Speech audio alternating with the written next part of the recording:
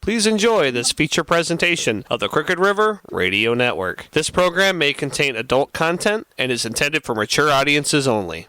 Radioactive is sponsored by CrookedRiverRadio.com. Crooked River Radio is an internet radio station that is live 24/7 playing rock and adult contemporary top 40 hits from the 60s through the 90s. You can find us on Live 365, Simple Radio, Roku, Radio Garden, and even Alexa, as well as our website. Come on and join us on the Crooked River.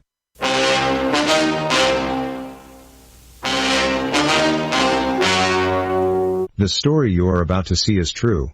However, the names were changed to protect the imbeciles. Ladies and gentlemen, here it is. The most listened to radio show on the planet. Even the other stations are tuned in too.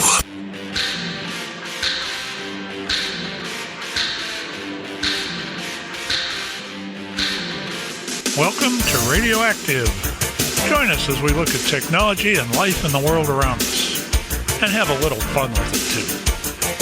I'm Pat Morrow, and This is Jon Brown. I'm Erik Nanarrone. I'm Flora Morrow. And I'm Dale Miracle, and this is Radioactive.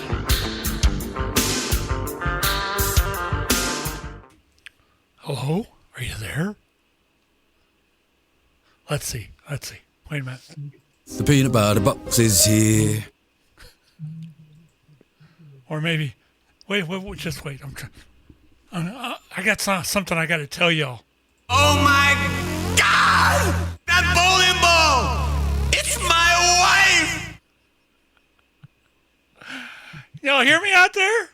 I'll be awful quiet. Hello? Am I here? Hello? Audio. Hello. Audio. Hello. I think they can hear you. You think so? Yeah, I think so. Can you hear me? Yeah. We were having fun lip syncing. Yeah, I know. Yeah, I tried to get that on the air. I really did. But Erik said something and it hogged the screen, so I just shut it back off. Oh. Yeah, it was you and I, Pat, last week before we had the camera on. Remember how we were like reacting to New York? Well, it was Justine and Melanie this week. Lip syncing. I was getting it. I was doing my best Whitney, okay? Yeah, you was. That was the best Whitney I never saw. My cat didn't like my singing, so she came up and she kept nose nudging me. You know what, Melanie? Shut up. You know what, Melanie? What that shows you? What? And the lesson we learn from this story is no anchovies, please. As you guys can tell, I've been farting with the sound effects for the last week or so. I still haven't quite got that whole thing yet. What? In my best Pete voice. You not funny. Thank you. Hey, and of course, in his best Pat voice, Poco Pete. Hey, Justine. I do the ass kicking around here. Respect my authority. Yeah. Whatever. Yeah.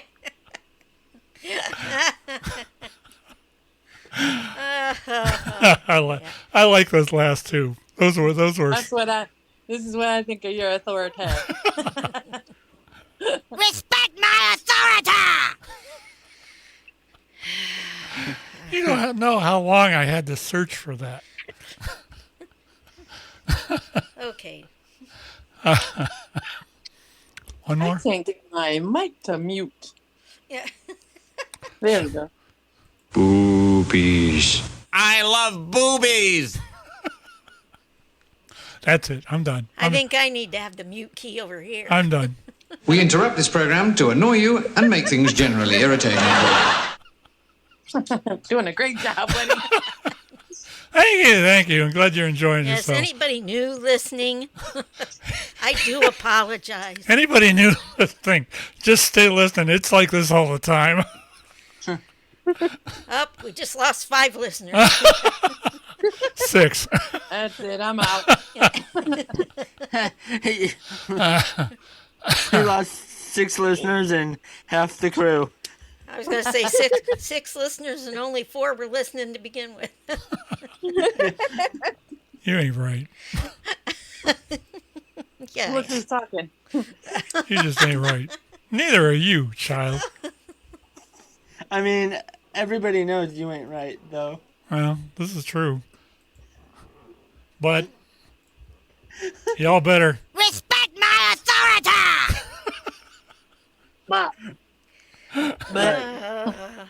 I think we do that enough. I think I pulled double duty around here. Like that one. Ay. Okay. So we're gonna start the show or what? Why? I'm having so much fun. Why start the show? Yeah, really. All right, we can. This we is can the start of the show. We actually can start it if you want to. I mean, if you want to get serious and shit like that, stuff like that. What we got tonight for y'all? I decided. Actually, a lot of you may know, or some of you may not know, that yesterday's weather in Northeast Ohio was not really terrible, but the wind ripped up a bunch of stuff. And I was, when it started happening, I'm an amateur radio operator, and I run this thing called a Skywarn net for my local community. And what we do is we take reports for any kind of thunderstorm criteria, any kind of wind or any kind of damages usually gets when I'm under a severe thunderstorm warning. I usually take storm damage reports and stuff like that. The Weather Bureau wants them. And I work primarily with the Cleveland NWS. Well, last night, or yesterday morning, I got up, and stuff just didn't, it seemed like it was like way early. But, we started following the weather like I sometimes do. And all of a sudden, about 12 o'clock, we started getting some really high winds and some damaging hail and wind and rain and everything else. Well, this was one of the most different weather events I've ever seen. Because normally when you get wind damage and stuff like that, you've probably got a tornado connecting with it. But this stuff last night was all straight line winds. We're going to play, once we get things started this evening, I'm going to play a couple of clips that I found on what actually happened and what I'm going to give you some insider comments, from somebody that's been in the hot seat of one of the, of weather reporting. And you're liable to get, you're liable to be surprised by some of it, but you're liable to really get some insight as far as what it's like and to sit in my seat and watch this stuff transpire around you and take the reporting for it. So we'll get into that probably the first thing or second thing in. The other stuff I've got for tonight is going to be, we're going to discuss the Gwyneth Paltrow verdict. I've got some stuff on a comet that's going to come through here in 2024 that's going to be as brighter than any star that's been in the or that you can see in space. We've also got a sports guy that's been around for 37 or 38 years that's going to retire here between now and 2024. He's retiring from golf and that in the beginning, or in 2023, and some basketball, and then he's going to retire from the football end of it in 2024. And the guy's name is Jim Nance. Not a personal friend of mine, but I have listened to him a number of times, and it's been, he's quite a character when it comes to doing the the broadcasting. He has connections to Cleveland, too. And he does have connections to Cleveland. His wife's from Cleveland. Yeah, that would be almost an interest. Once he settles out, Eric, that would be almost an interesting... I have no idea even how to get a hold of him. He's got to be on Twitter. He's got to be on Twitter. I don't think so. So I've maybe worth looking into. And the last thing we're going to talk about, not last thing, but one of the other things we're going to talk about is these Pendleton blankets. You know more about these than I do, Flora. Well, it was just a thing I saw on our thanking CBS News again Sunday morning that they had a report about this Pendleton company that they've been making blankets and apparel for, I don't know, years. I'm not sure how long. But it's like homemade. It's not, or handmade, not like, quite like the manufactured ones you'd get from like Walmart and that. They said, these are the kinds of things that you would give someone for their anniversary, someone for their birthday, special things occasions. That could be, passed down from generation to generation because of the fact that that's how sturdy these blankets would be. And I imagine the clothes are probably the same way. So. All in all, it's going to be a good show tonight. And let's, I guess we can get it started now that I'm done with the sound effects, damn it. No, there's not going to be one. Quiet, numbskulls, I'm broadcasting. I quit. I'm changing it. See, Flora, I'm changing it. See, I've changed it. I don't trust that, Pat. I bet you have something up your sleeve where you can sneakily play one. The peanut butter box is here. Who, me? I'm done. That was very delayed. I'm done. That's it. I'm done. You're done, all right. Okay. Yeah. So you say. Yeah, believe me. I don't care. Don't believe me. It's up to you. I got a couple other ones, and if I can find them. I was watching the Svengoolie show last night, which is, if you're going to watch an old movie, that's the way to watch it with that dude. And he had this movie, but Abbott and Costello Meet the Mummy.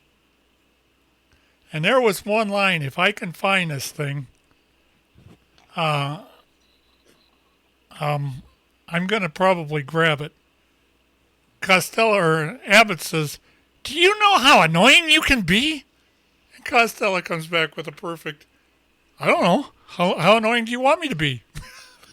No, I think it was how dumb.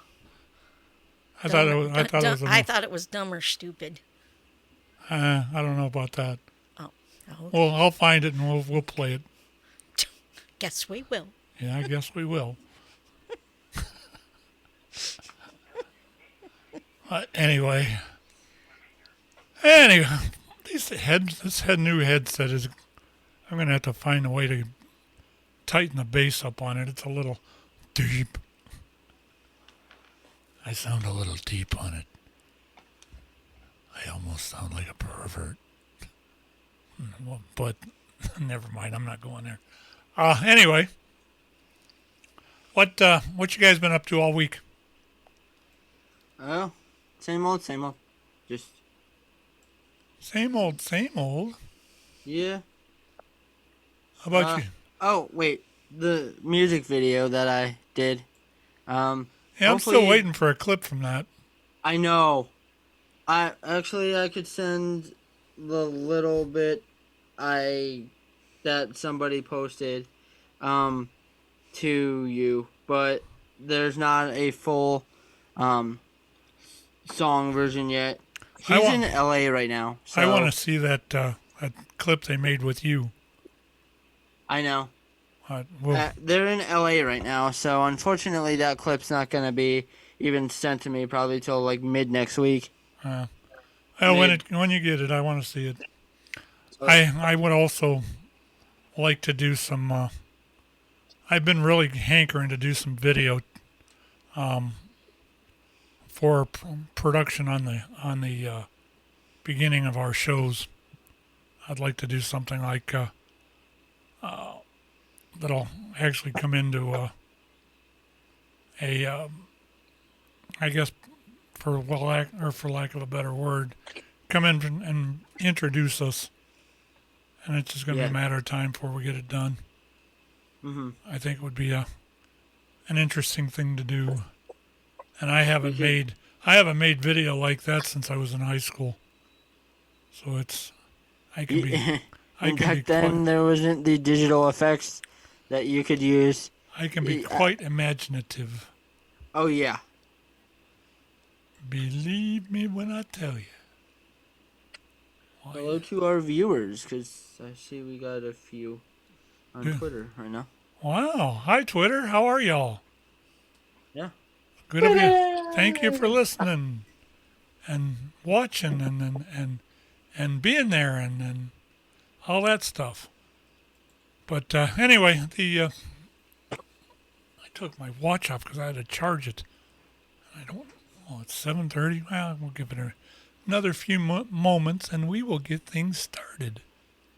How about... My week was about the same as Eric's. Normal. Everything, work, more work, workout, more workout. Melanie, did you have I any? lost 8 pounds in 1 month. Oh, that's pretty good. Melanie, did you have a power outage or anything yesterday? Frank said we didn't have any power outages. How about you, Eric? We were there. We were fine down in Columbus. It was windy as heck down there. Woo. What about you, Girl, Eric? you should have been here. You should have been here yesterday. I was scared. Oh. It started out so pretty and it was windy in the morning, but it was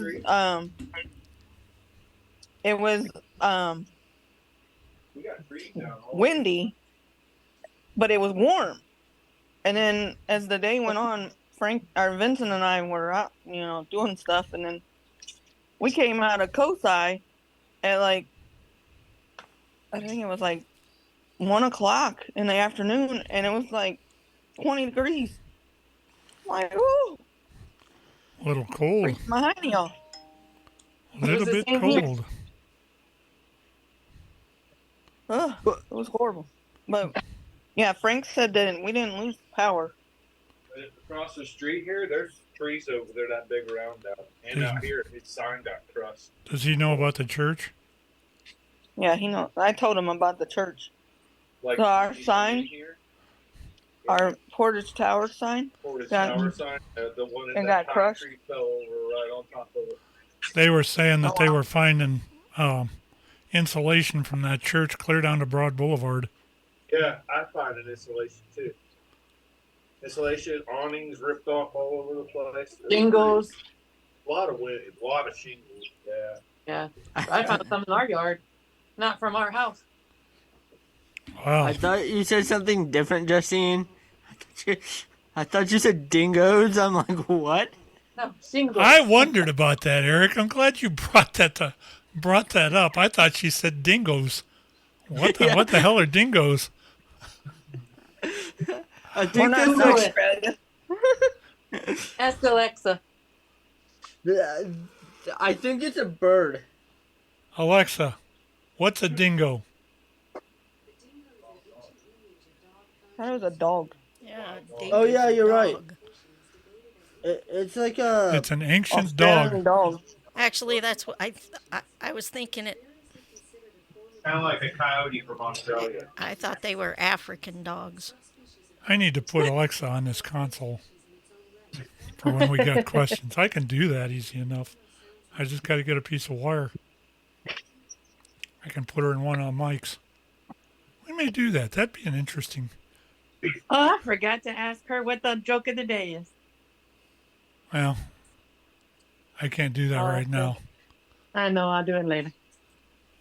I would if we could. Just to do it.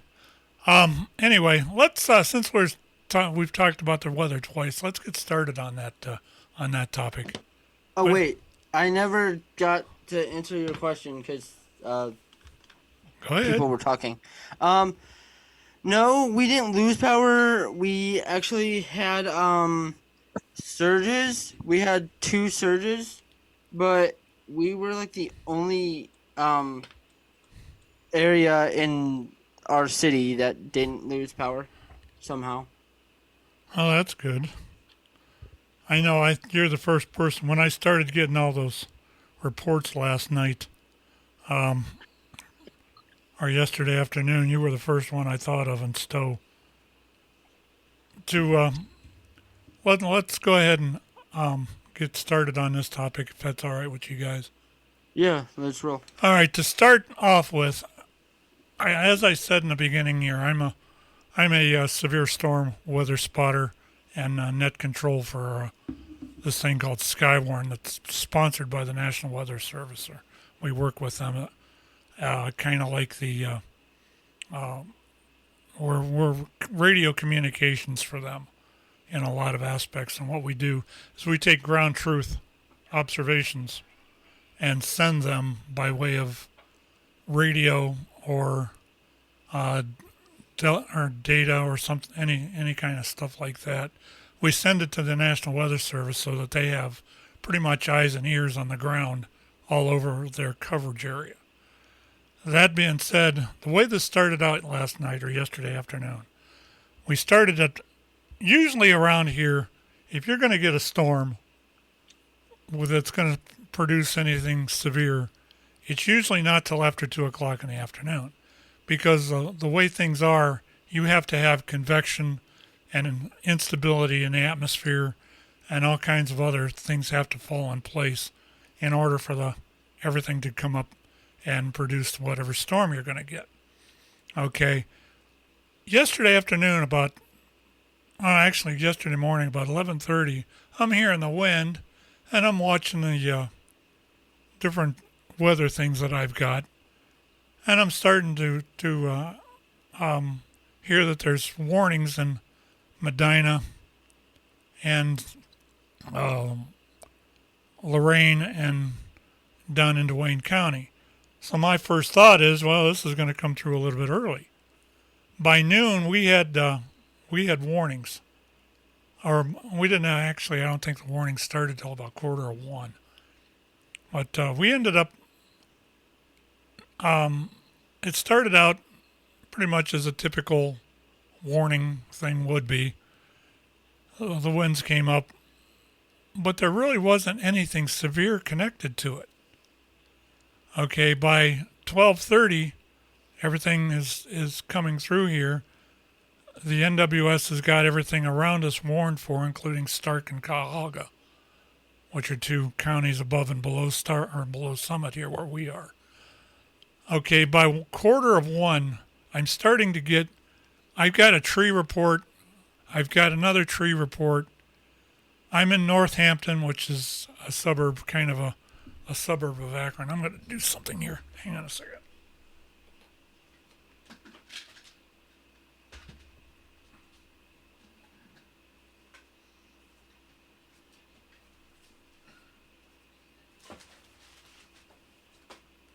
All right, sorry that took so long.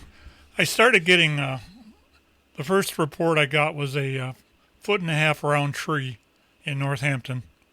Then I get a report from Streetsboro that the power's out. Then I got another report from Northampton. Then I get another from south of Akron. And then all of a sudden I get no power for 4 or 5 reports of no power. And that includes another associate of mine that is connected to this thing called Amateur Radio Emergency Services. I hear from him. He's out in Farallon, and I've known this guy forever. He calls me on the phone and he tells me what he's got. And by the time it was over, I had 1, 2, 3, 4, 5, 6, 7, 8, 9, 10, 11 reports in about an hour and a half. I start getting about 12:45. I start getting reports about this church that my amateur radio club goes to, and we don't go there. We actually hold our meetings in their meeting room. And I started hearing that the roof is gone. And a guy by the name of Steve calls me on the or texts me on the phone and says Pilgrim Church is the roof is blown over. And I'm like, no way. Okay, so then I start trying to investigate it. And I start getting reports telling me that there is parts of the roof that are scattered clear down to Broad Boulevard, which is almost probably a quarter of a mile away. And that there was the fire department and police department were both on scene at the church. Well, I really didn't know what to do there or what to say, so we went ahead, and the rest of the storm takes itself out of here. By about 1:15, we're in a clear. Okay, I want to show you a couple of clips of what they actually broadcast and what the forecast was, and then I'm going to show you what happened to the church. These two, if I can open up the mic, which I probably can, I think I've got it arranged so I can. If I can open up the church, I'm going to stop this thing in a couple of places and show you what I look for and what actually transpired here. So I'm going to go ahead and play this first clip. It's actually about 5 or 6 minutes long, and it's actually a clip on what was supposed to happen weather-wise. I want a detailed forecast for not just this weekend, Jace, but looking ahead to Friday, too. We're going to be out at Progressive Field, and I want to know, is just a sweatshirt going to be enough? What am I going to need to wear out there for opening day next Friday? Yeah, I'm not going to kind of phone it in. I think we'll decently have a nice breeze for next Friday for opening day.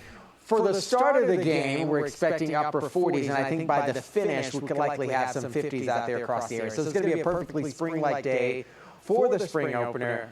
This was supposed to be for I don't think Friday. composting, I don't think planting or anything is going to have an issue with all the rain we've been getting. The soil has certainly gotten its fair share of moisture at this point in the season as we look ahead here. We also have another day, another Friday, in fact, of unsettled weather for Northeast Ohio. We have to go back weeks in the past of having a dry and sunny and even a comfortable Friday so far in 2023. This afternoon into the evening is going to be no different. Widening out the shot, you can see exactly what we're going to be dealing with here. We have mild temperatures out of the leading edge of another frontal boundary that's going to be arriving into the region. Behind it.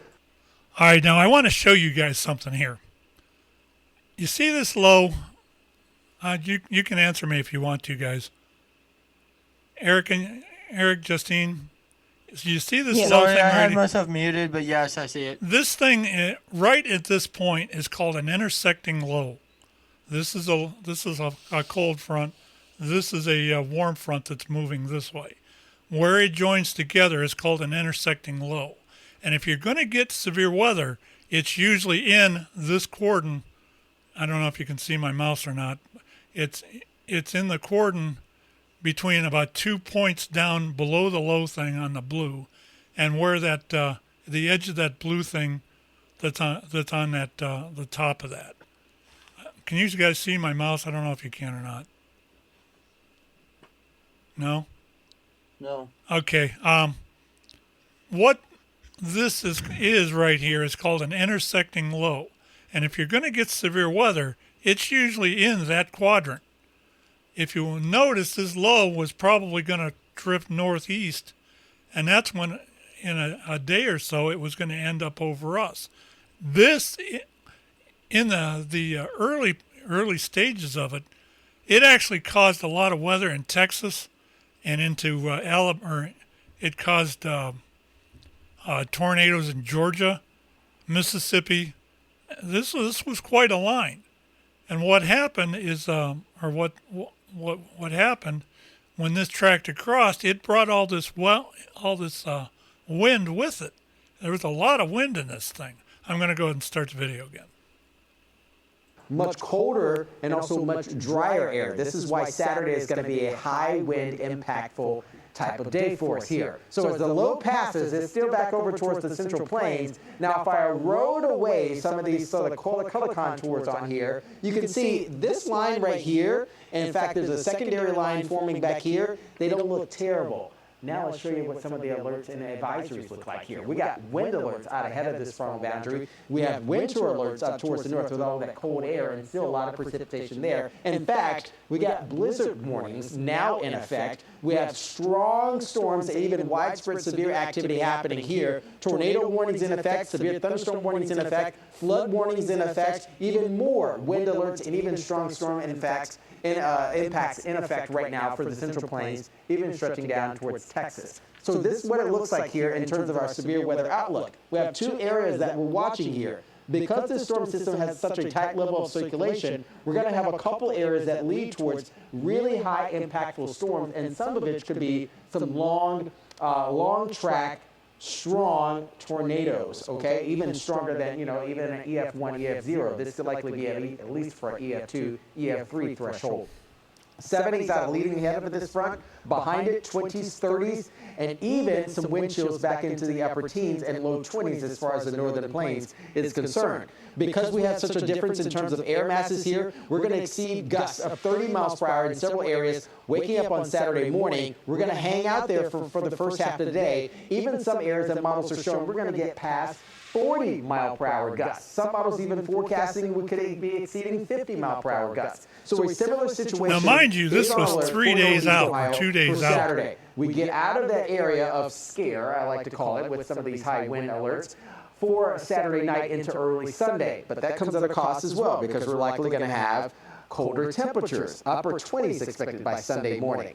Because this frontal boundary is having the highest impact for you today, our level of threat for tomorrow is going to be limited. So we're not going to have widespread severe thunderstorm tomorrow, but some of them could be on that 1 to 2 low-end threshold out of 5 for the Storm Prediction Center. So here's your National Zymark forecast. 50s continue overnight tonight, even bedtime, mid to upper 50s. This could also be some activity that has a little bit of sound to it as well, with some rumbles late into the evening. Overnight tonight, this is what we're expecting here. Upper 50s expected. This line of thunderstorms could certainly be waking you up in the early morning hours. We're still going to be in the 50s with a dry spot expected by Saturday morning. Once the frontal boundary passes, boom, look at temperatures fall. Early afternoon, 30s giving way to 20s by the time we get to bedtime. Even it feels like temperatures for bedtime Saturday night. Models are picking up on a little bit of wintry precipitation. This is mainly going to be lake effect, given that northerly wind that arrives Saturday night into Sunday. 20s widespread, scattered lake effect snow possible with maybe some flurries mixed in for early Sunday, but I think all in all, high pressure is already going to be back in control, and we're going to have a lot of sunshine expected for Sunday. Here's your New York Mortgage 7 day outlook as you're looking ahead here. The weekend, yes, we already got that unfolding here.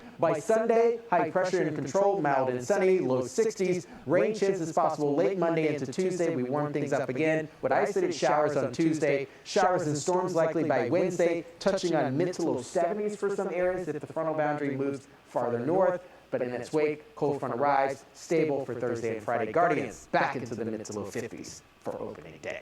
I asked Jay if he was okay with the 53, and he's thinking about it, as you can see.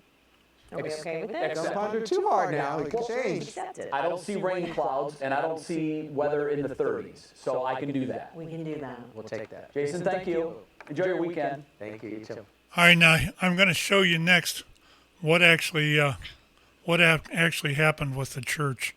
Both these clips were courtesy of NBC or Channel 3 up here in the Cleveland area.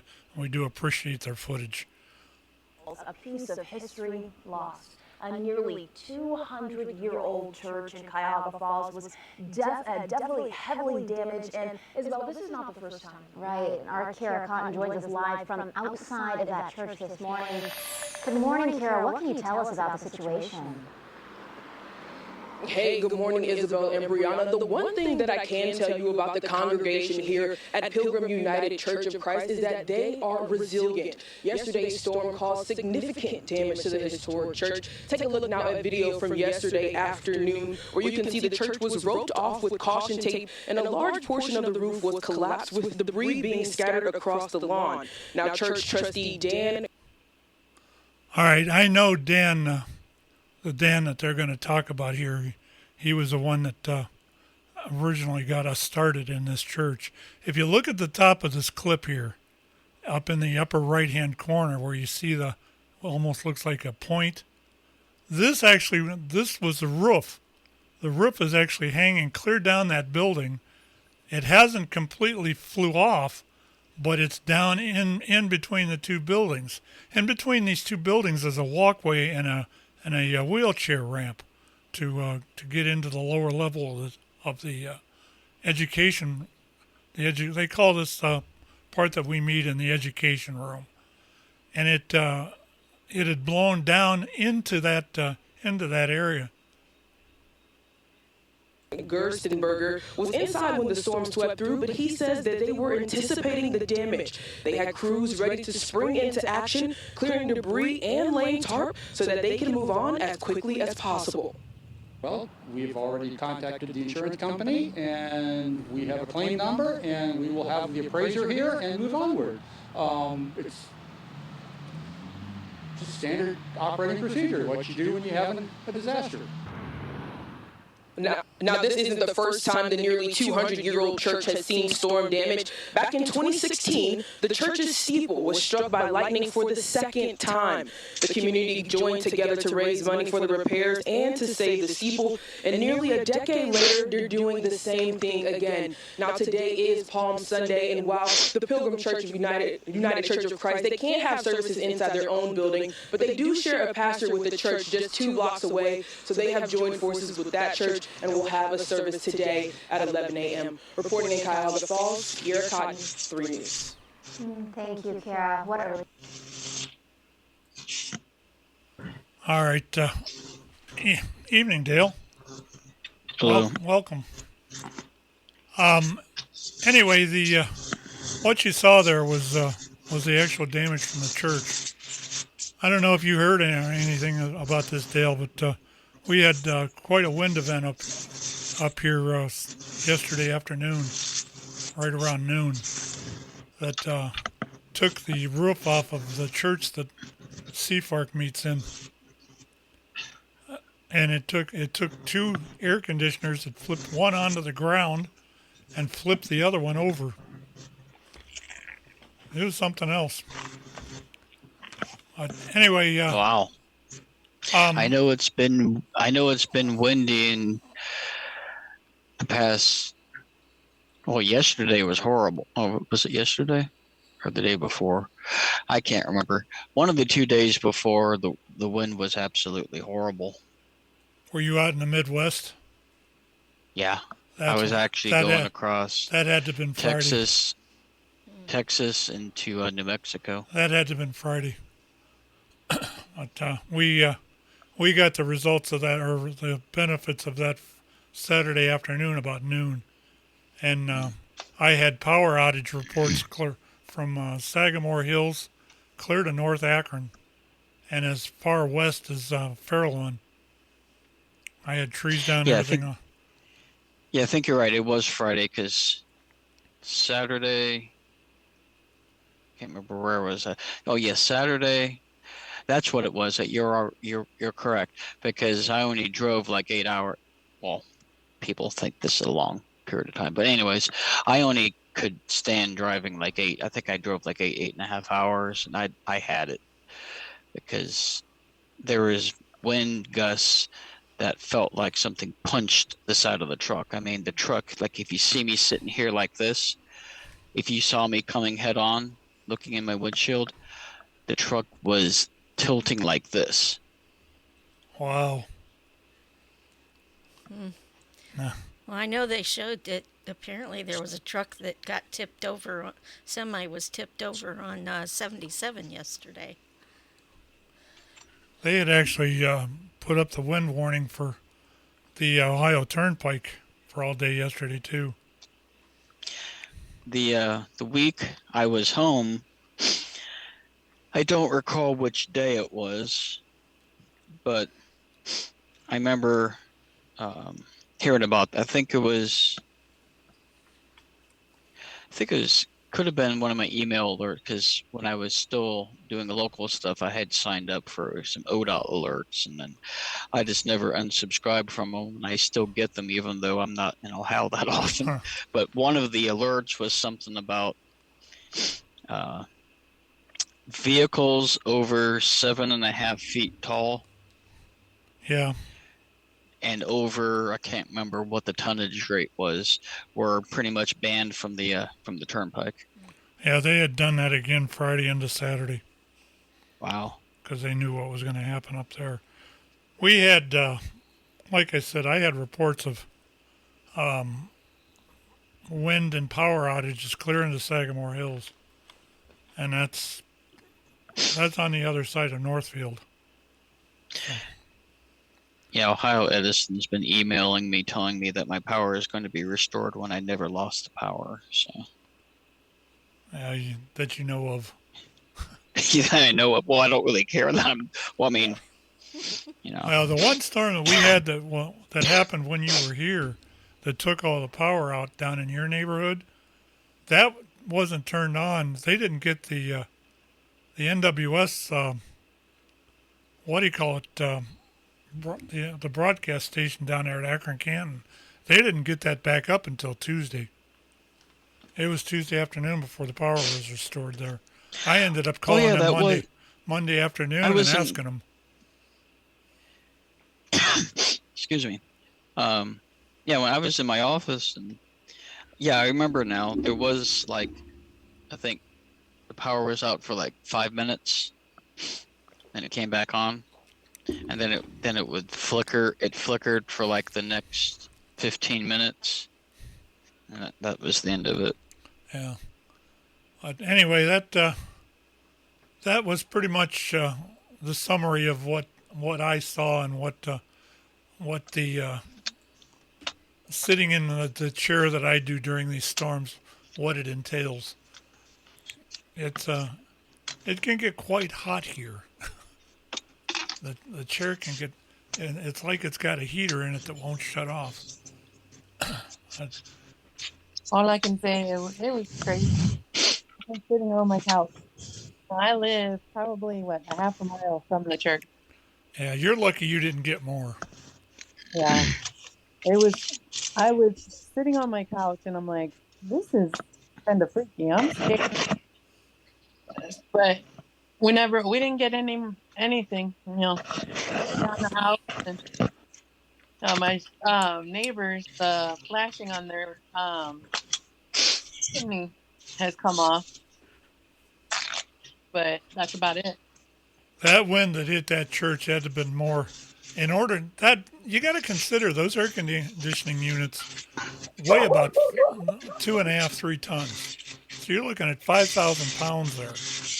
It flipped one of them right off the church, and it took the other one and turned it upside down. Wow. All I can say is wow. I will say too that the church was actually very, very nice as far as informing us as far as to what happened. I got a call at 20 after 2. That event happened at 1:45. 20 after 2, I get a phone call from the secretary of the church and telling me what's happened and what their plans are and stuff like that. Excuse me. I told her at that point, I said, we're just going to have to wait till Sunday or Monday to let the dust settle. And then we'll figure out then we're going to figure out what, Justine? I was asking Dale if he could mute himself. All that background noise is driving me crazy. Sorry. Yeah, I was thinking kind of the same thing. Yeah, sorry about that. Anyway, any other questions about what happened or anything? Any comments about what you saw? I was walking through the park by my house, and there was a lot of tree damage today. So that's, I guess, what I saw. And then I was surprised the power didn't go out by me. It only surged twice within a span of 5 minutes, but other than that, we were one of the lucky ones. Yeah, I think we were all pretty lucky with this. The weird part about this is there was no real severe weather connected to this. There was a little bit of rain. There was a couple of thunderstorm warnings, but nothing reached the threshold of what I'd normally call a severe thunderstorm. It was the wind that ripped everything up. And that wind was something else. Anyway. Wind. There was reported like 15 cars at the Sutliff building. Their windows were blown out. That would have been down. That's down there. That's right by the church. Well, I guess St. Joe's actually had some wind damage also. The Catholic church across the street. I guess part of the roof got damaged. Not like So wind does not constitute or high wind does not constitute a severe thunderstorm warning, technically?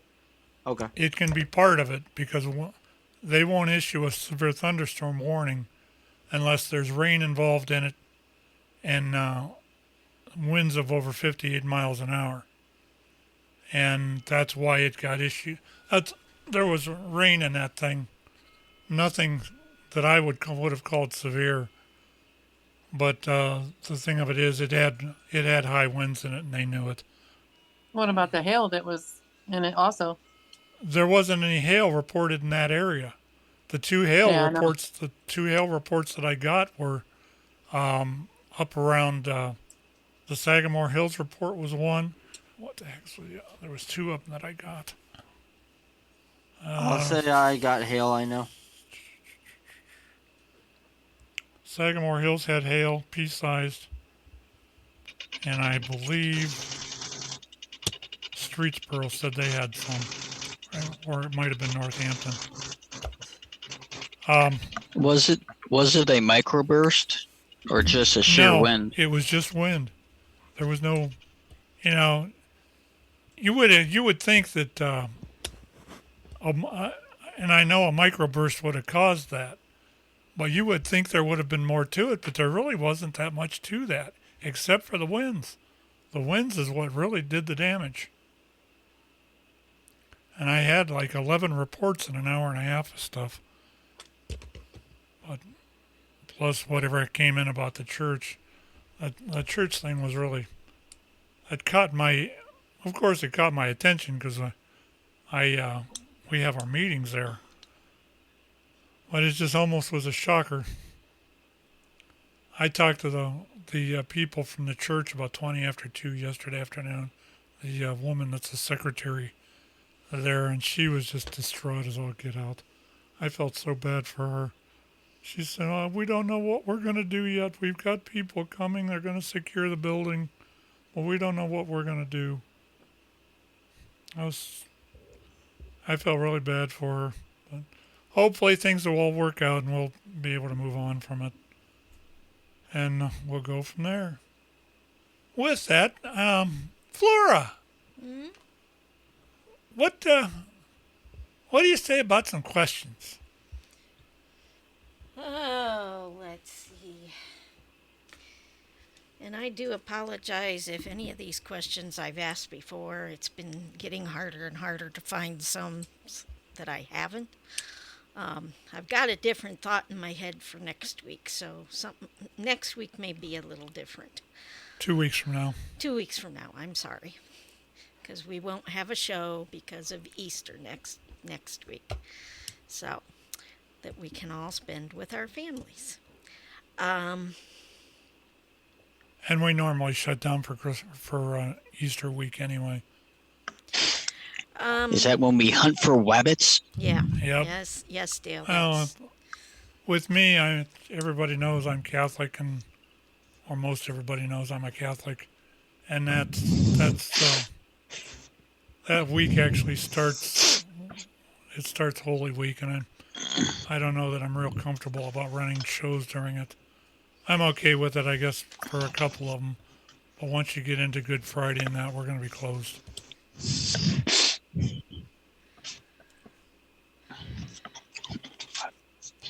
Okay, go ahead, dear. Okay.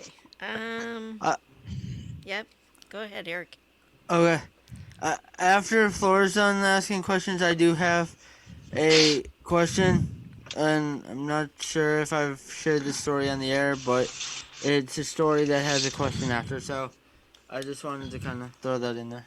We don't have, those guys that start shit, but we got guys that don't run from shit. Okay, that didn't fit, but okay. That's for you, Eric. Thank you. Okay. Okay, Annie. All right. Are we ready? Go right ahead. Okay. Can you eat ice cream using your bare hands?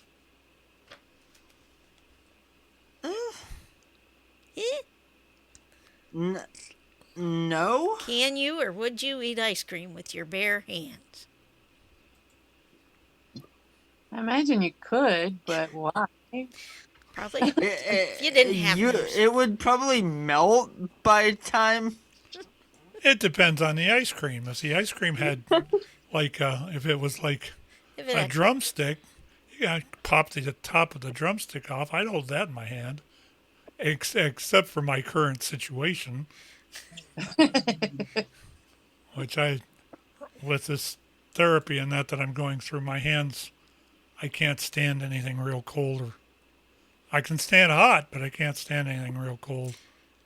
And then his wife got for him a special surprise, which were the ice cream drumsticks. Sundaes. Yeah, one of his favorite things. I'd have to pull a poopy and blow my ice cream. You'd have to what? Oh, blow on the pile. Blow on the ice cream. Okay, I got it. Oh my. Well, I think if you think about it, once in a while you do be put in a position where if you're eating an ice cream cone or something,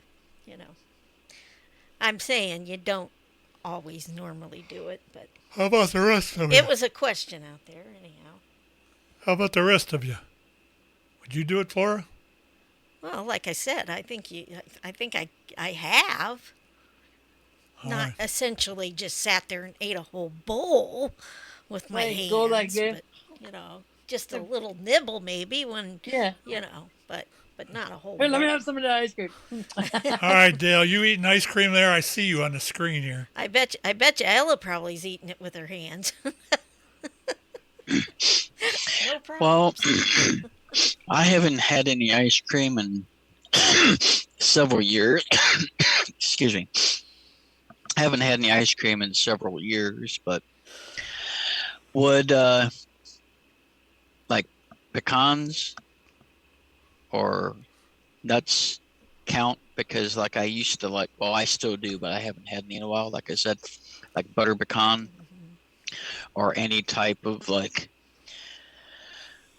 was that called? Moose tracks. They had little mini not M&Ms, peanut butter cups.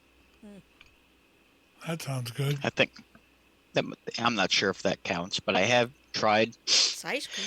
Picking up ice cream that may have fallen off the spoon, and it pretty much loses its shape. Dick Goddard used to describe something similar to that. It's like forecasting is like trying to nail melted ice cream to a wall.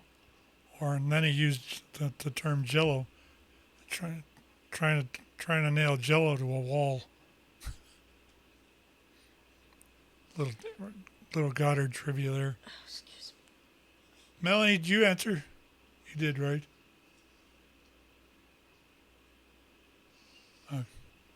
What about you, dear? I would eat. What was that? Did you answer the question about the ice cream? Yeah.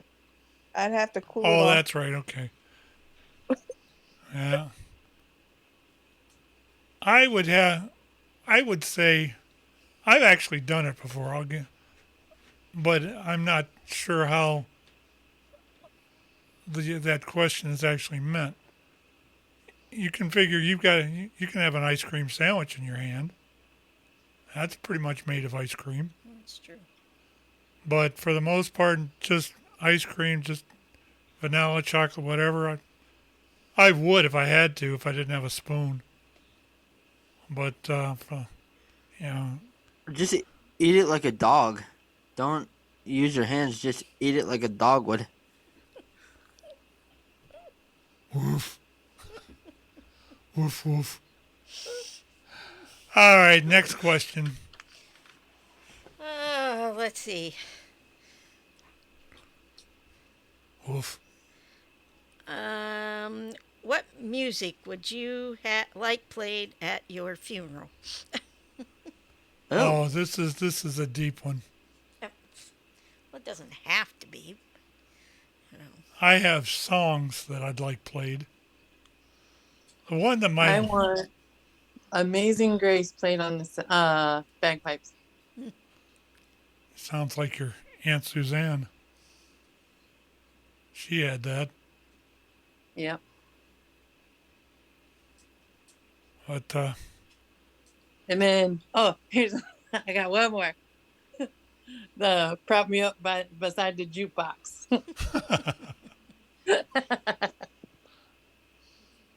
all right, who's next?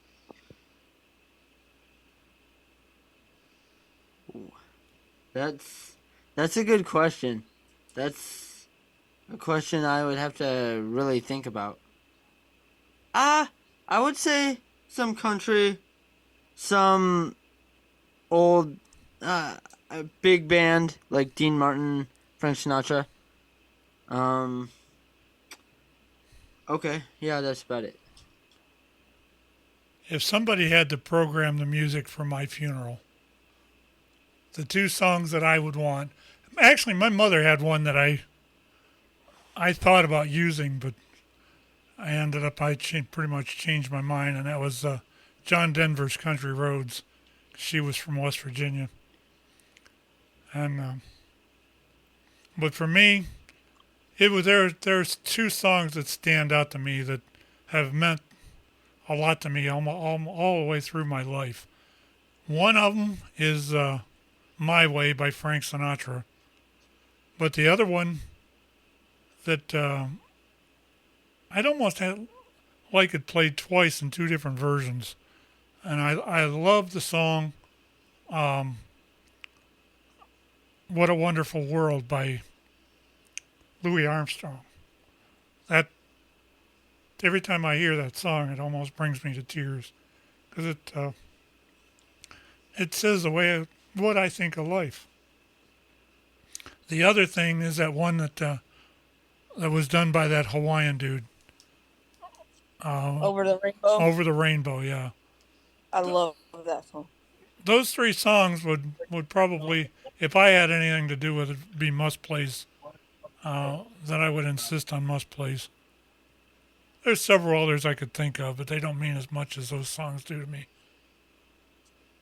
All right, who's next? I would do Over the Rainbow and Amazing Grace and shoot, I just had a brain fart. I'm going to have to get a fart sound. Can't remember. Now I'm going to have that I can remember.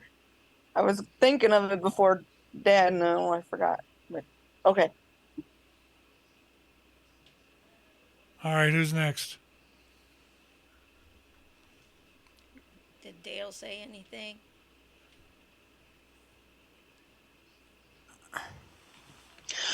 Well, let's see.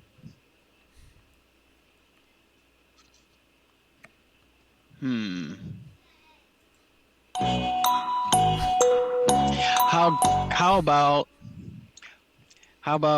AC/DC's Hell's Bells? How about Highway to Hell? It'd almost have to be that too. Yeah. You didn't hear my whole playlist here. Then we have Highway to Hell. And then we're going to play Metallica's Enter Sandman. And then we're going to have Bobby McFerrin's Be Happy. Yeah. I like that Bobby McFerrin one. That's cute. Anybody left? Yeah, me. You? Yeah. Oh, okay, you. Well, I like the Amazing Grace one on the serious note. And now this is borrowing this from somebody else, but it kind of fits too. Freebird by Leonard Skinner. And then another thing I was thinking of was, and I don't know who plays it, but the Stairway to Heaven. Aerosmith. Okay, well, that's the other one, Stairway to Heaven. I would say probably if I had to say songs, I would say Toes by the Zac Brown Band, if anybody knows country. Probably My Way, but not the Frank Sinatra version. The Seth MacFarlane version from the movie Sing, and then I Could Only Imagine, which is a Christian song by a group called Mercy Me. Awesome song. Yeah, really. I love that. And Stairway to Heaven's Leonard Skinner. Yes. Oh, okay. Oh, no. No, it's Aerosmith. No, it's not. Stairway to Heaven is Aerosmith, my dear. Look it up. Oh, Melissa's going, no, upstairs. It's not. I know, that's Zeppelin. Isn't that Zeppelin? Yeah, Zeppelin. Is he just from upstairs? Yeah, Zeppelin. that's what I meant. Led Zeppelin, Leonard Skinner, same thing. I was thinking, when she said that, I was thinking of Dreamweaver. All right, enough. Enough. Dreamweaver was... Stop. I've always connected or confused those two. But, yeah, that was Zeppelin. All right, anybody left? We got Sean. We got Sean. Yes. Whoa. Hi, I got Sean. one that's by a group that's a heavy metal group called Brighter. The song's called "Brighter Side of Grey" by Five Finger Death Punch. Okay. Any other ones? Another kick butt song. Wow. That's a good one. I like it. There's going to be some interesting funerals coming. I could say Ice Ice Baby. That would be another interesting. Baby got back. Yeah. What was that? Baby's got Oh back. my God, baby. I was trying to think of something That would funny. be my comedy one. Oh my God! Yeah, I was trying to think of something funny earlier, and I couldn't think of no funny songs. I've seen them on Facebook. People post them, but I can't think I could remember them now. What you could do is do something like Baby Shark. Oh, God, no. Baby Shark. Everybody'd leave singing the song. Look at my oven mitt, baby. Oh God. Baby Shark. Baby Shark. That reminds me of when I worked at Walmart. Because that's how I found out about Baby Shark. Yeah, Eric probably was dressed up as Baby Shark. Don't judge. Never considered Baby Shark as a possible costume. Thanks for the idea. All right, let's. Everybody's answered, correct? Yes. I don't want to forget anybody. All right, let's. What are we going to move into next? We've got. We've done the weather. We've got a comet. Oh. I have a question to throw out to everybody. All right. Go ahead. And this is a weird question, but have you ever thought you've seen something that might not have actually been what it is? Because a few years ago, I was out walking on the bike trail, and there was these two kids walking a dog, and I kind of had walked off the trail to let them go by, because the dog was kind of following close behind me, and all of a sudden they just weren't there, and I'm like, what the heck just happened here? There's no like path off the main bike trail where I was. Could have been ghosts. I know. But anyway, my question is, has anybody ever experienced something like that?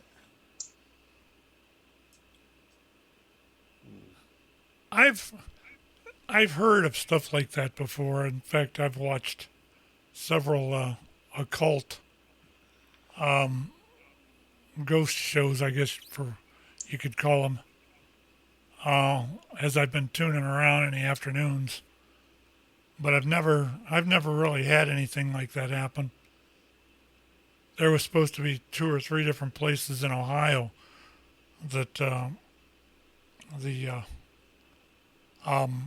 there's been stuff like that happen. A little girls, or there was a couple that saved somebody from dying, and turns out that they were dead for 100 years, something like that. You know, I won't say it doesn't happen, but I've never experienced anything like that. Any of you other guys, girls, ladies? I think thinking back years ago to when I was spending the night at my grandparents' house, my one grandparents' house, and I never liked to spend the night away from my mom anyway, but I got brave that night and spent the night down there. Well, I had to get up to go to the restroom, and when I got up to go to the restroom, to this day, I swear, I saw a lady like dressed in old-timey garb bend down, and like she disappeared into this, you know, cedar chest, whatever. Well, I told my grandparents about it the next day, and they told me, oh, that wasn't nothing, that had to be that was your Aunt Alice. Well, it wasn't Aunt Alice, because she was asleep in her frickin' bed. She didn't. No. So I don't know. And I know different shows that we've watched, they talk about the black, where you see black shadows, and I swear to God, when I was in Vermont, that I remember seeing things like that there. I don't remember seeing anything here.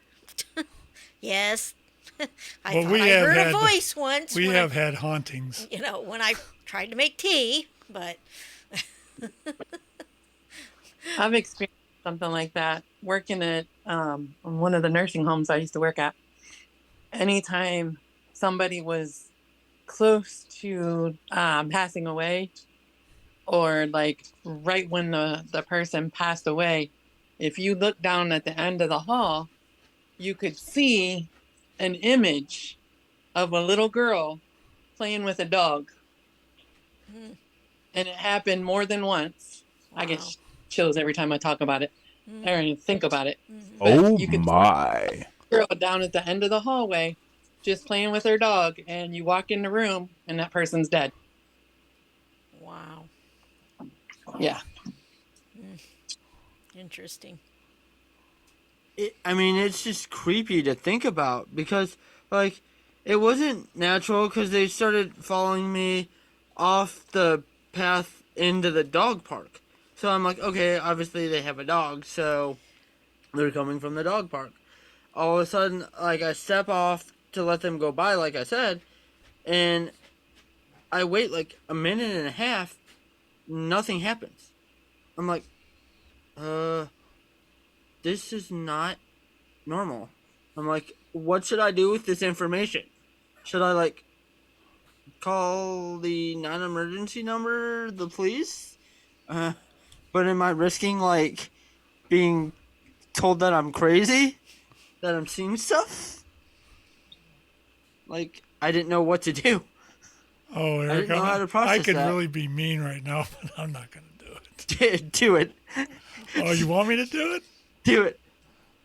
I got to find it first. Oh. Oh, wait a minute. What would you do with a brain if you had one? Okay, that wasn't mean. Patrick. Boobies. I love boobies. All right, I'm done. And I guess... And the lesson we learn from this story is... Let's talk ghosts. Never talk ghosts on a Sunday night. Anyway, let's... you guys want to move into another topic? Yeah, we should. We probably should. We're getting close to being overtime. We can do the Paltro verdict, we can do the Comet, or we can do Nantz. Let's Or the do blankets. the Paltro. All right, as everybody knows, this will be a quick topic. I got a 7 or 8 minute clip here, I think. Gwyneth Paltrow was being accused of severely injuring somebody. Was that on a ski trip or something like that? I don't remember. That sounds familiar. Flora, you're shaking your head. What? Well, yes, it was a ski thing she was on. And she got found not guilty. We've got the court videos. I'm going to run that, and we'll come back and talk about this for a minute. There's a couple other things that'll connect to this that I think needs to be brought out. But anyway, we'll be back. You're watching and listening to the Radioactive Show. Sunday night, what's the date today? April 2nd. Damn, it's not the 1st. Wish it was the 1st. Think of the stuff we could have pulled. Anyway, you're watching and listening to the Radioactive Show on April 2nd, 2023. We'll be right back. Would the foreperson that the jury has selected please stand and state your number? Number 19. Thank you. Has the jury reached a verdict? We have, Your Honor. Will you please hand it to the bailiff, and the bailiff will bring it to me? Thank you. You may be seated.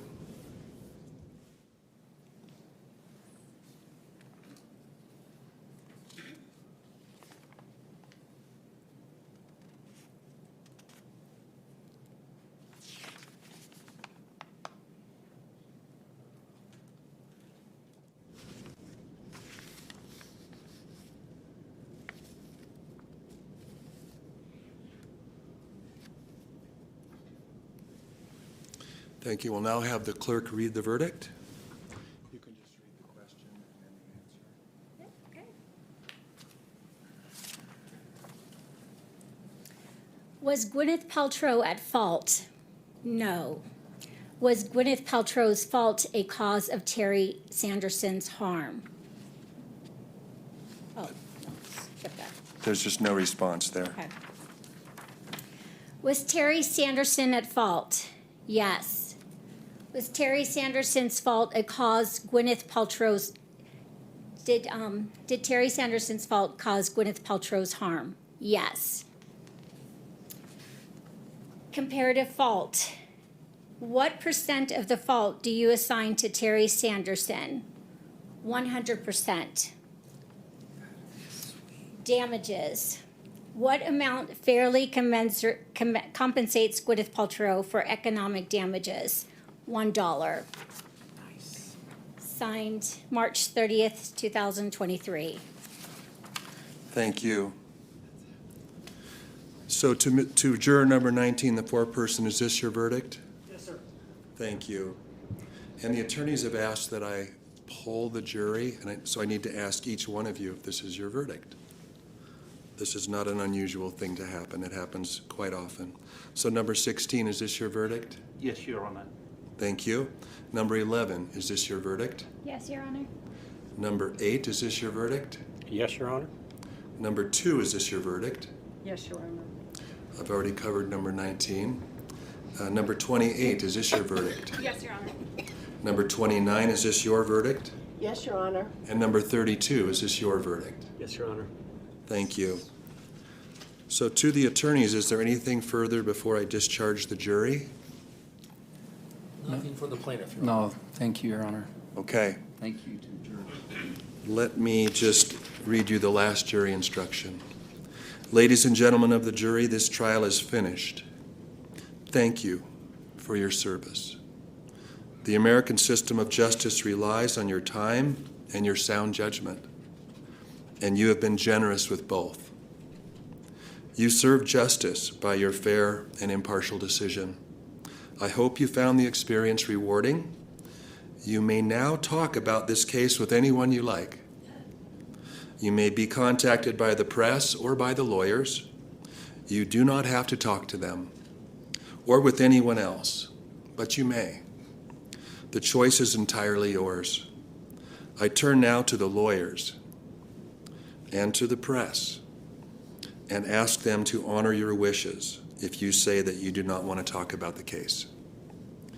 If you do decide to talk about the case, please respect the privacy of your fellow jurors. The confidences that they may have shared with you while deliberating are not yours to share with others.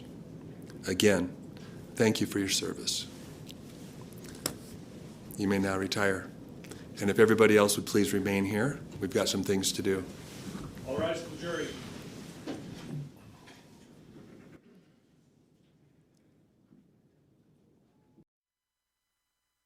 All right, there you have it. And what's going on here? What the heck? I don't know why that. I gotta check something here. She was found not guilty and not at fault, which is a big thing. What do you guys think?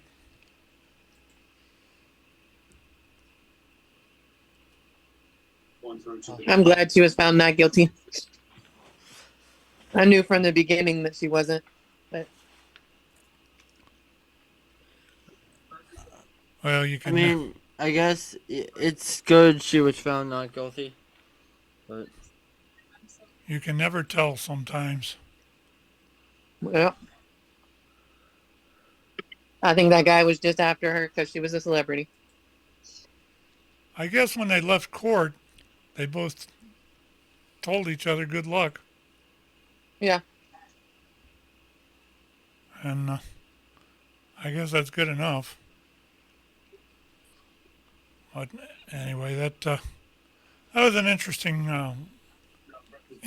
court thing, because she could have really, if she would have been found guilty, it would have been something else. But the guy was he was told that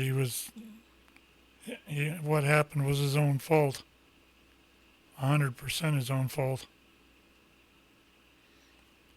But something else. Anyway, let's move into something a little more spacey. You guys ready for that? mm-hmm. Don't sound so enthused. Would that involve Kevin Spacey? I might. I don't know. I haven't really watched this clip all the way through. But probably not. Wasn't Spacey in a movie with Paltro? That's how we can connect this. Anyway, let's move into this, I guess. As I was tuning through the YouTube videos, which I frequent quite often, I found a clip of a comet that was actually discovered back in February of this year. And I want y'all to see this. There was some worry that the thing was going to actually run into the Earth, but from what I saw here, maybe not. So let's go ahead and watch this quick. We'll come back and talk about it for a few minutes after that. You're listening and watching the Radioactive Show on Crooked River. We'll be right back. A dazzling comet is approaching the Earth with the potential to outshine even the brightest stars in the night sky. This incredible celestial object was first spotted in 2023 when it was about 7.3 astronomical units away from our planet. For reference, that's 7.3 times the average distance between the Earth and the Sun. Despite having an initial magnitude of 18, far too faint to be seen with the naked eye, the comet is now quickly approaching us. There is a high likelihood that it will be the brightest comet visible to us in decades. So how did astronomers discover this comet? When will the comet reach its peak brightness? Finally, and most importantly, what is the one thing astronomers are concerned about in this comet?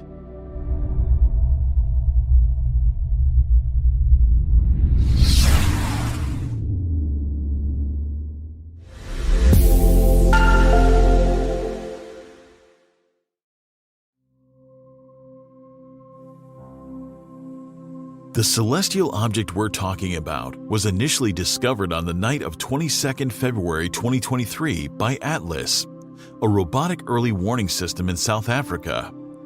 Atlas was explicitly designed to detect near-Earth asteroids in advance and warn us if there's a possibility of impact.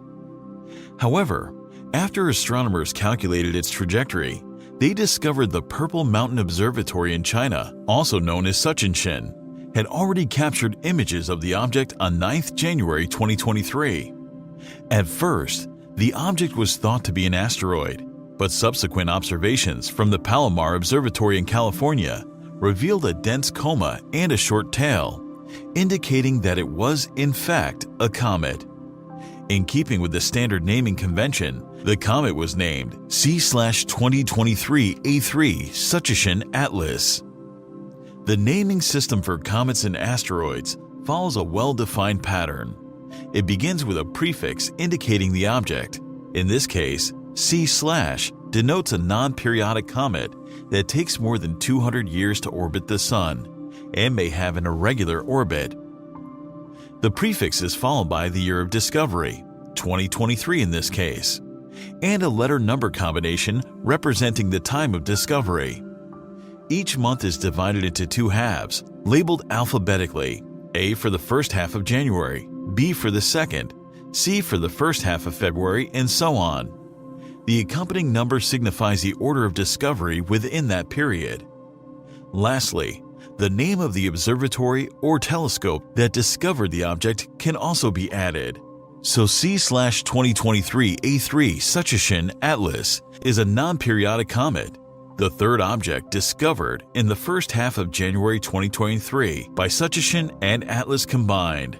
Based on its trajectory, Comet A3 is believed to have an orbital period of around 80,000 years, according to initial analysis. As of March 2023, the comet is located between the orbits of Jupiter and Saturn. It's moving at a staggering pace of 290,644 kilometers per hour, or approximately 80.74 kilometers per second relative to Earth. As mentioned earlier, Comet A3 was discovered when it was roughly 1.1 billion kilometers away from Earth. On September 27, 2024, it will make its closest approach to the Sun, known as perihelion, and come within 58 million kilometers of the Sun, near Mercury's orbit. This significant change in distance from the Sun typically causes a comet's intrinsic luminosity to increase by 17 magnitudes. After perihelion, Comet A3 will pass relatively close to our planet, reaching its perigee on October 13, 2024. But the burning question on everyone's mind is whether Comet A3 will meet our expectations or fall short like some of its predecessors. The answer to that question hinges on several factors, including the comet's orbit, its position relative to the Earth and Sun, and its chemical composition. A3 originates from the Oort cloud, a spherical shell of icy space debris that may contain trillions of objects, some as large as mountains. The comet's eccentricity indicates that it is traveling in a parabolic orbit, suggesting that it has never passed near the Sun before, which is not great news. This means that its surface is likely coated with highly volatile materials, such as frozen nitrogen, carbon monoxide, and carbon dioxide. As this ice vaporizes far from the Sun, a distant comet can experience a brief surge in brightness, raising unrealistic expectations. However, if recent calculations are correct, Sucheshin Atlas is traveling in an elliptical orbit, which means it is likely a long-term visitor to our solar system. In this case, any highly volatile materials on its surface would have already been shed, and its current level of activity represents its true nature. The situation was similar with Comet Hale-Bopp, which was observed to be traveling in an elliptical orbit with a period of roughly 4,200 years when it was still far from the Sun. This suggested that it had visited our solar system multiple times before, and many astronomers anticipated its eventual evolution into a bright and spectacular object, which it did. Thankfully, while the Oort cloud rule generally holds true, there have been some exceptions in the past. One such case was the arrival of Comet Aaron Rowland in the spring of 1957. Despite being a first-time visitor, it put on a stunning display, reaching a brightness of first magnitude and displaying a 30-degree tail, along with a 15-degree tail directed towards the Sun. Another example is Comet McNaught, which traveled from the Oort cloud and provided a spectacular show in January 2007. This comet produced a magnificently huge tail and became so bright that it was briefly visible during the daytime next to the Sun. These examples give us hope that Comet Sucheshin Atlas may still surprise us with an impressive display. Currently, Comet A3 is so faint that it can only be seen through large telescopes, which is unlikely to change for several months. However, if the comet behaves as expected, it should become visible through small telescopes in the early summer of 2024. By late September of that year, it may even be visible to the naked eye or through binoculars as a pre-dawn object low in the east before sunrise. Whether or not it will have a tail at that point is still uncertain, as it depends on the age and activity level of the comet.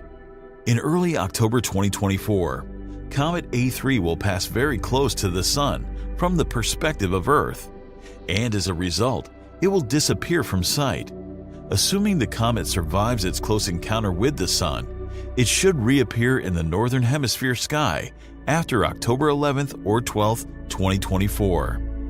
At this point, it will become visible after sunset and gradually move higher in the sky each evening, making it easier to observe. If we are lucky, Comet A3 may become as bright as first or even zero magnitude, outshining most stars in the night sky. Nevertheless, predicting the behavior of comets is notoriously challenging, and it's impossible to say for sure what will happen. So all we can do is patiently await the approach of this celestial visitor and observe its progress as it draws nearer to our planet. In the previous episode, we discussed a recent study that proposes that dark energy could be hiding inside black holes, potentially solving the biggest astronomy puzzle. If you missed the episode, here's the link to it.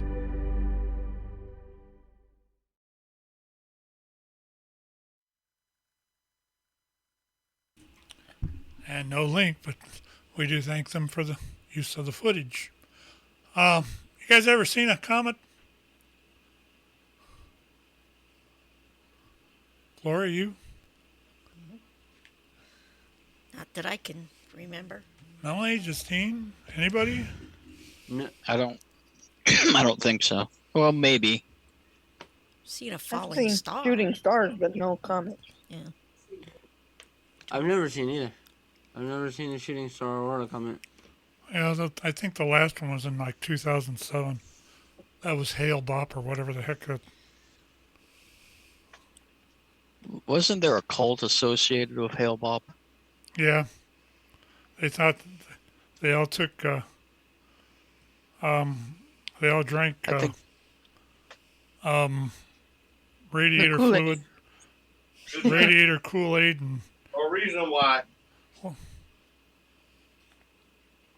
and were dressed up with in tennis shoes. I think they were Nikes or Reeboks, and they. Well, I don't know if it was Kool-Aid because that was Jim Jones in Africa. Yeah. They could have drank Kool-Aid too. The Hale Who Bopp knows? thing was actually a cult thing. I don't remember that much about it, but I remember when it happened. And there's been a couple of them. Hell, even Haley's is supposed to. I think that's an upcoming event. The thing with the 2024, there's going to be a lot of astronomical stuff happening in 2024. A lot of it, or one of the bigger things is going to be right over top of where we live in Ohio. And that is, that's the solar eclipse that's going to happen a year from now, actually. I think it's it's a year and a couple of weeks away. I think it's the 24th of April next year. There's going to be an actual eclipse a solar eclipse that's going to actually go right over top of Ohio and right over top of northeast Ohio because of the track. You're going to actually go from bright to dark, just like you see in some of the other places that have had that. And I think that's going to be an interesting thing to see.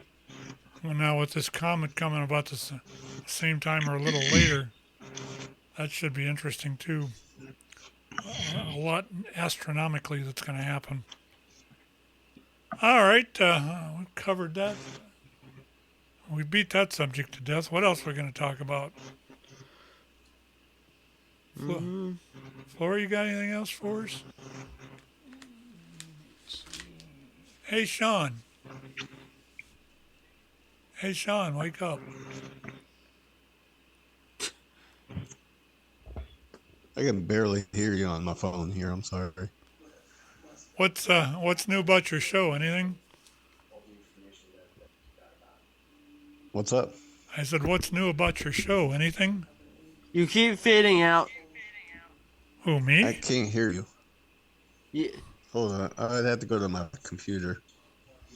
I'm fading out? Yeah. Right when you say what's new about, you fade out. And it says your internet connection is unstable. Where are you seeing that? That came across my picture a few minutes ago. I don't know what's going on here. Audio, I hell. heard it fine. You're good now. Huh. Oh. I'm just a board operator. I don't take credit for stuff that ain't mine. Ah, okay. So you say. Okay. You there, Sean? Yeah, I'm here. What's new? What's new with your show, any? Not much right now. You're not ready to come back or nothing? Gordon said he'd be ready for next week, but if it's Easter weekend, I don't know. Yeah, we're not doing Easter weekend. Okay, so Let's probably do it after the week after. We can resume the week after if you want to. Yeah. All right. Erik, you heard that. Okay, so we're not going to do that thing we talked about, that special thing, Easter weekend with that guest. You want to try to boot it to the following weekend? Who are you talking about? Fontana? Oh, we can do that. When did you want to do that? I think it was going to be at some point Saturday. I have to reach out to him Monday or Tuesday. Well, whatever you can fix up, we can do a half hour or whatever with them. Okay, cool. And just let me know. Keep me posted. Okay, well, Sean, you may want to be in on that too. Okay. You and Gordon would What probably time? be welcome. I'll let you know. We're going to do a... Okay. He's got Matt Fontana lined up. Okay. That guy's... you know who that is? No, I don't. He's a sports guy from up here that has Okay. worked for 850 ESPN. But we'll have more on this Okay. later on down the road. Okay. All right. Flora, you got anything else for us, dear? Let's see. Maybe another question or something?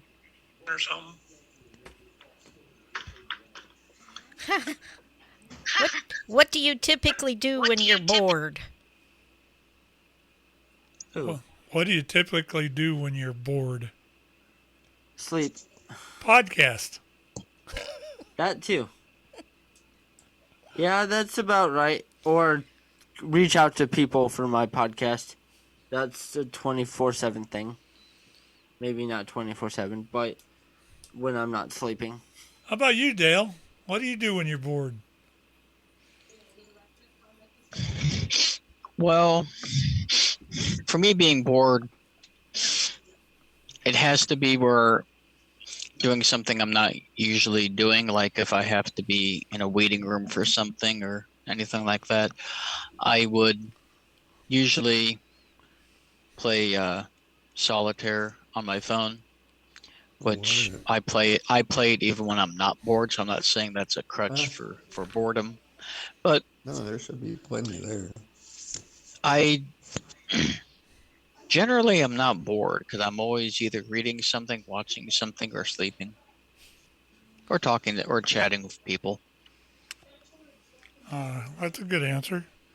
Let's go down the road or down the line here straight. Melanie, you're next. I just watch TV and play games on my phone. We lost Justine and we lost Sean both, huh?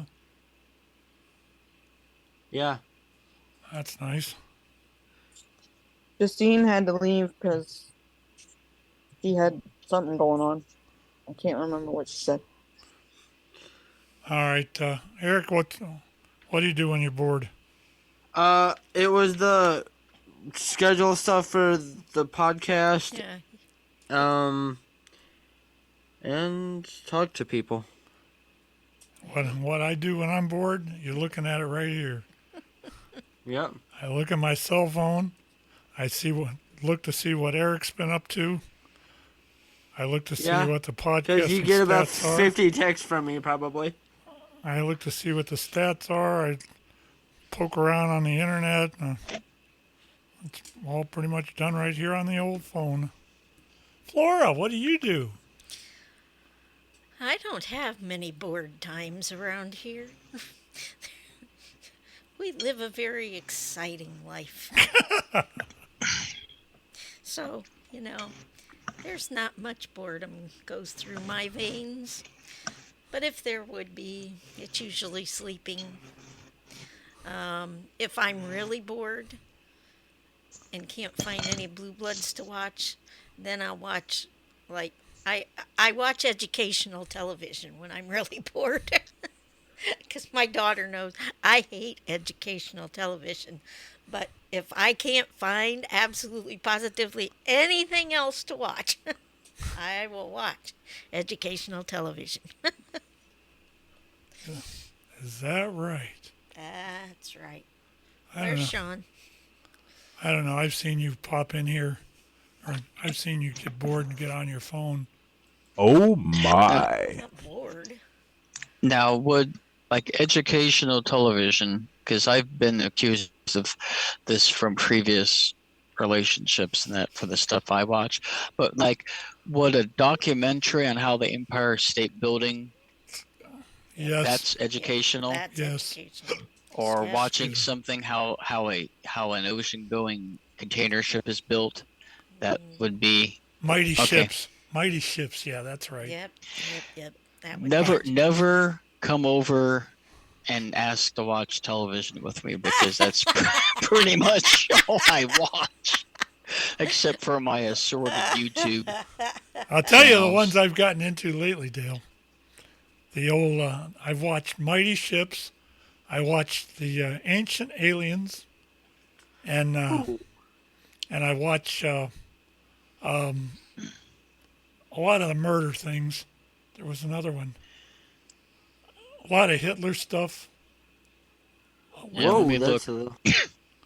I have a backup list of Discovery Plus shows, just in case something happens to the list, my favorites in the app. And I'll read this real quick. This to give you. Sorry, I'm on the tail end of some type of allergy thing. I got over my sinus thing only in time to get whatever allergy stuff they've got out here in California. But anyways, I'll read this real quick. This gives you an insight of the educational stuff that or quote unquote educational stuff that I watch. And these are all like have shows inside of this topic. These are just the names of the actual show brand, or what do you want to call it? Engineering catastrophes, Alaska mega machines, world's biggest shipbuilders, machines, how they work, impossible fixes, skyscrapers, engineering the future, modern marvels, stuff you should know. I stopped watching that one, so scrap that. I didn't like it. Richard Hammond's Big, Ancient Aliens, Deadly Engineering, Mysteries of the Abandoned, Sea Monsters, Mega Shippers, Building Giants, Good Eats The Return, Dirty Jobs, Monster Ships, Good Eats Reloaded, 6 Degrees of Micro, Extreme Ice Machines, Impossible Engineering, How Did They Do It, Mega Machines, How It's Made Dream Cars, How It's Made, Build It Bigger, Monsters and Mysteries. You forgot one. Yeah? Air Disasters. Ooh, I haven't seen that one. That's one of my favorite, all-time favorite afternoon watches right there. All they do is on Air Disasters is they take, in the beginning, they start talking about this airplane and how it's going to crash, and then they go through the whole crash, and then they go through and investigate it piece by piece. It's the segments are an hour long. I think A&E is carrying it in the afternoons. I love that show. I can watch Air Disasters like that constantly. I would need to watch that because I have aspirations of visiting some of the friends I met over in Europe. And I've always wanted to see Europe because my parents visited before they started having us kids. So I've seen pictures. Granted, they were from the 1960s, but I've seen, pictures of what it looked like then. So I always wanted to see Europe for myself and that. And I think that would be the perfect thing. You can just imagine, my sense of humor, my sensibilities. Can you imagine me sitting there with a tablet or whatever, watching on a transatlantic flight where the person next to me looks over and says, "What are you watching?" What you watching? Air Disasters. Air Disasters. They'd be like, stewardess, could I move seats? This American over here. You got the crazy American here. I would say Forensics Files is another good daytime watch. Yeah, I catch that one every once in a while. They run a lot of World War II stuff in the afternoons, too. I usually switch between it and the Ancient Aliens or it and the Air Disasters. I end up watching either Forensics Files or King of the Hill. And when I really get bored, get bored, I'll watch House Flippers or a 24-hour flip or Zombie House Flipping. Zombie House Flipping is pretty cool because all of it's done in Orlando. And they come into some relic places down there. But, that's... Sean, what do you do when you're bored?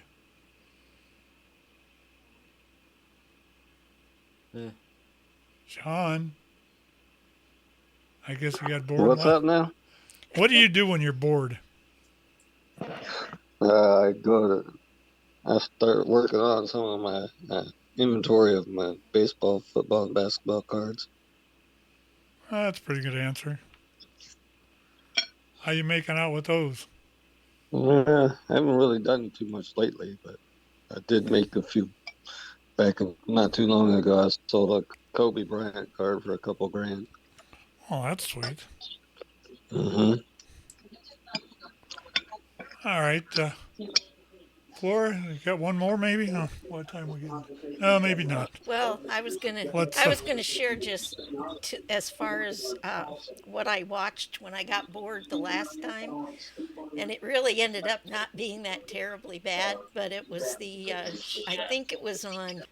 I can't remember what channel it was on now, but they were doing like the history of like Entenmann donuts, like the donuts and Little Debbie's. It was really rather that's the History Channel. They do that all the time. They've done that with Ford versus Chevy. They did that with McDonald's versus Burger King. White Castle versus, I forget who they did against. Well, I remember seeing the one with, like I say, the history of Entenmann donuts and Little Debbie, and then it started going into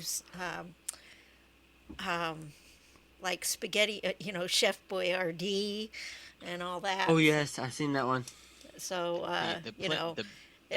like I said, I was bored, and that was the only thing I could find to watch, which ended up not, it ended up being rather interesting, actually. Oh, that's cool. All right, I want to get into the Nance thing before we get out of here. Jim Nance, a well-known broadcaster, been at it for 37 or 38 years, I think. If you've ever listened to any basketball, any golf, with Brent Musburger especially, or any kind of, a lot of football, Monday Night Football and stuff like that, you'll know Nance's name and you'll know his voice. I want to take and play these because he's just on the verge of retirement, and I'd like to do a kind of a tribute to him. So let's play these two things. We'll come back and talk for a couple minutes, and we'll get on out of here. You're watching the Radioactive Show, hopefully listening to it too. We'll see you back here in a couple minutes. Hang in there. What a journey it has been. The Final Four is a collection of timeless short stories. And behind every one of those stories is a storyteller. I'm Jim Nance. It's great to have you with us on college basketball's biggest night. We've been fortunate enough to be at a few of these. Hello, friends. Jim Nance. Hello, friends. Jim Nance. For 37 years, Jim Nance has been there to witness and document the moments and the magic of March Madness. America had heard about him, and now we know about him. A star on the NCAA tournament stage. People all over saying, what's going on in Charlotte? UMBC makes history. Now, any great storyteller will tell you they're not the story. Instead, they focus on the environment. All the drama, all the buildup. And the characters. This tournament is about dreamers. You get a chance, you get your shot, you go out there, you prove it, then you earn it. And the smallest details of the biggest moments that bring these stories to life. Oh, can you believe he got that high? This is the point where he always hits it. Oh! Aaron Harrison, beyond belief. Was a wizard in the stands and some magic on the floor. Chalmers for the tie. Got it for 10 seconds. At midcourt, launches the shot. Oh, it almost went in. Duke is the king of the dance. One of the greatest leaders the game of college basketball has ever seen. Gonzaga has time to do something. Suggs for the win. Oh, yes! Unbelievable.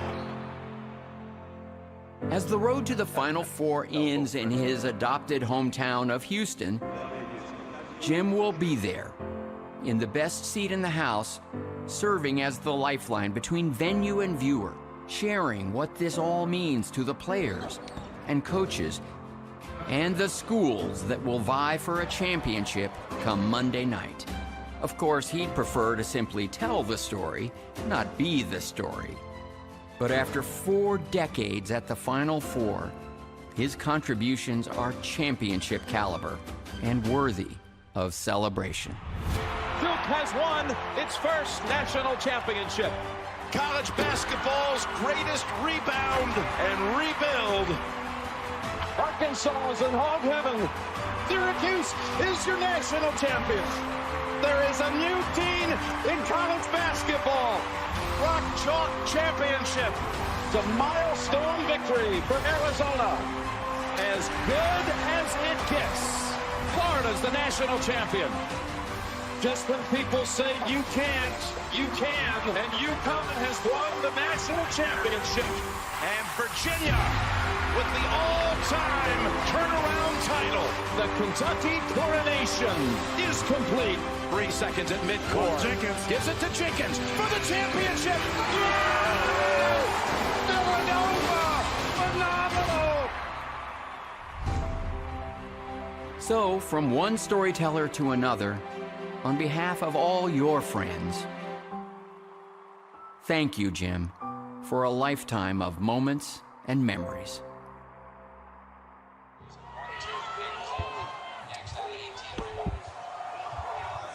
You expect me to talk after that?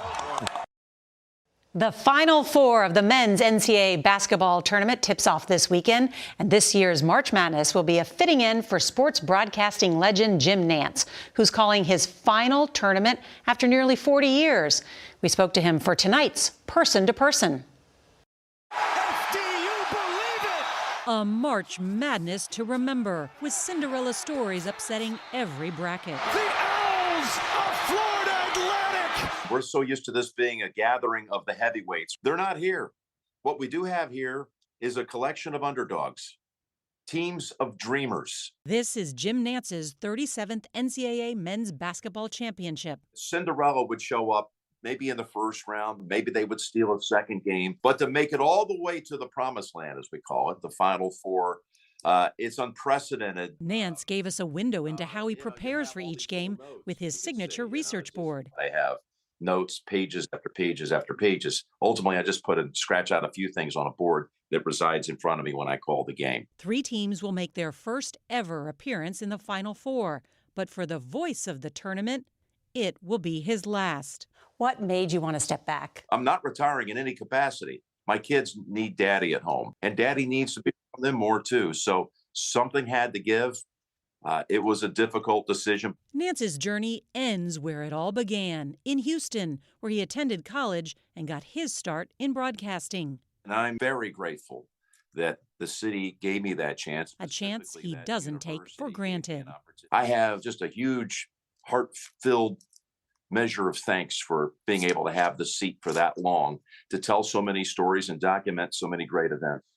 And no regrets. I'm just looking forward to one last celebration of college basketball, not me. Jim Nance will continue to lead CBS's coverage of the NFL, golf, and of course, including the Masters. And you can see more of our interview, including Nance's Final Four predictions tonight on the CBS News app. That's at 9:30 p.m. Eastern. And as usual, we thank CBS for the use of that footage. What a broadcaster. There are several, I haven't ever met this guy, but there are several broadcasters that when you see them, you know these dudes they don't mess around. They know their trade.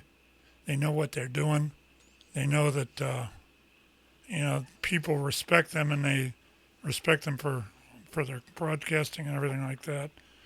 The one that comes to mind that we've actually had on a show here is John Telich. That dude was the consummate broadcaster. You could just tell it by the way that he comes in. He actually came into Zoom with us, and until we went to him, you would have never known he was here. But he was sitting there listening to what was going on. He was getting into the rhythm of the show and all that. What a guy! And Nance is the same way. Nance actually has some connection to Cleveland. I believe it's through his wife, isn't it, Erik? Yes, his wife is actually from the west side of Cleveland. I know he actually does like coming to Cleveland. I've listened to him several times do interviews with Tony Rizzo on on 850. Not to name drop or anything. Yeah. But it's a shame to see him going. It really is. But he said he's not retiring completely, so it'll be 2024 before we'll notice he's gone at all. Yeah. 2024 will be when he is gone completely. He's, like we said earlier, he's stopping the golf and basketball after 2023, and then he's doing the 2024 football season, and then he will ride off into the sunset. Yeah, let's give him a Browns Super Bowl. Yeah. I'd love it. I would absolutely love that. Anyway, let's we're gonna have to take and shut it down for tonight, I guess. I do want to thank everybody that's tuned in with us this evening. Hope you enjoyed yourself. We try to make this fun here, and it's a lot of work, and it's a labor of love. We appreciate everybody that tunes in. I appreciate all our guests, all our co-hosts, the crew, Flora, you name it. I love it. And with that, I think I'll just say it's about the only thing I can say since we're headed into Holy Week and the Passion of Christ. Have a happy Easter. We'll see you in 2 weeks. And God bless, and attend church or temple. Anybody else before we go? Have a happy Easter week, and I'll talk to you all Tuesday on the Nanosecond podcast. That's still at 7, right? Yes. Okay, we can do that. All right. Anybody else before we wrap her? Well, Dale, be safe out there. And everybody have a good, safe week. And happy Easter. Yep, happy Easter, everybody. Anybody else? Going once? Going twice? We hope you enjoyed this presentation of Radioactive by the Crooked River Radio Network. See you again soon.